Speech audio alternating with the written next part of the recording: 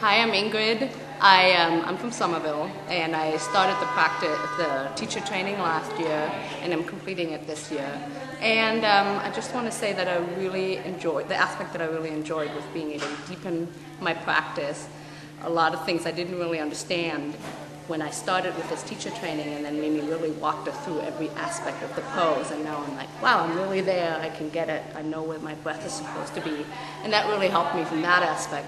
And then the teaching aspect too, that I had the opportunity of teaching classes as well in the studio, and really being able to not just getting the yoga part down, but being able to teach students, and Mimi's been really supportive with everything with that, and also personal issues on how to work it best, that I could come in and teach and get that practice, and I really enjoyed that. And then also O2 is a great community.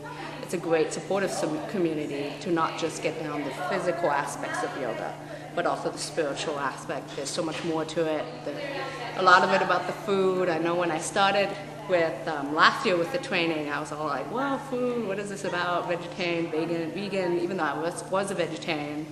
But it was actually interesting because I now have a child. I did my teacher training pregnant, and now I'm all into food because now I'm like, I have to feed him, and I'm raising him vegetarian, and I really have to say that all the input I got back then about the food and the resources that I'm now using to prepare his food, and I'm getting much more into it, and so that's another aspect of the teacher training and the community of O2 that's really helped me personally.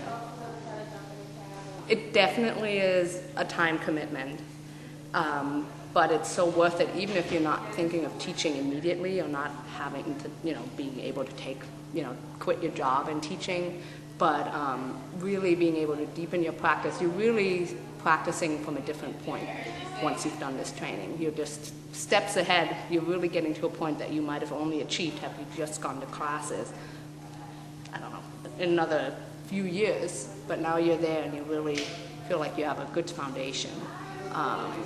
And also that it's not daunting. Everybody's really helpful. People admit that they don't know everything, and also that your yoga practice doesn't have to be perfect. And Mimi and everybody else reiterate that constantly, that you can still teach yoga even if you can't do a headstand and you can't do a lotus. It's all about being excited about yoga and about the anatomy and really helping people and understanding the positions so you can still walk people through it.